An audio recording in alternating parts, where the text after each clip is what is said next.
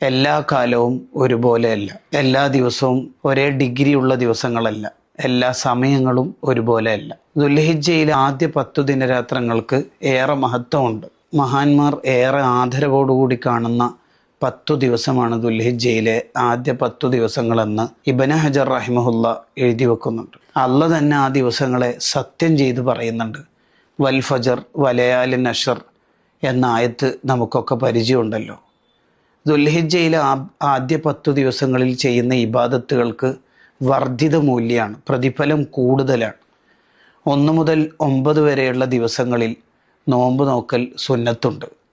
ദുൽഹിജ്ജയിലെ ആദ്യ 10 ദിവസങ്ങളിൽ വൽ ഫജർ സൂറത്തോതൽ സുന്നത്താണെന്ന് ഫത്ഹുൽ മുഈനിൽ നമുക്ക് കാണാം.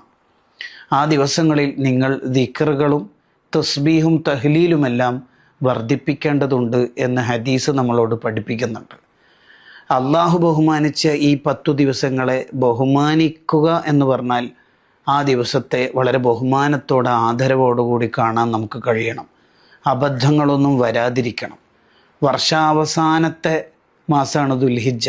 ഈ വർഷത്തിൽ എന്തെങ്കിലുമൊക്കെ അബദ്ധങ്ങൾ വന്നു പോയിട്ടുണ്ടെങ്കിൽ അതടക്കം പൊറുപ്പിച്ച് തൗബ ചെയ്ത് പുതിയൊരു വർഷത്തെ സ്വീകരിക്കാനുള്ള ആവേശത്തിലാണ് നമ്മൾ ഉണ്ടാവേണ്ടത്. അള്ളാഹു ബഹുമാനിച്ച് ഈ ദിവസങ്ങളെ ബഹുമാനിക്കുന്നവരിൽ നമ്മെ ഉൾപ്പെടുത്തുമാറാവട്ടെ.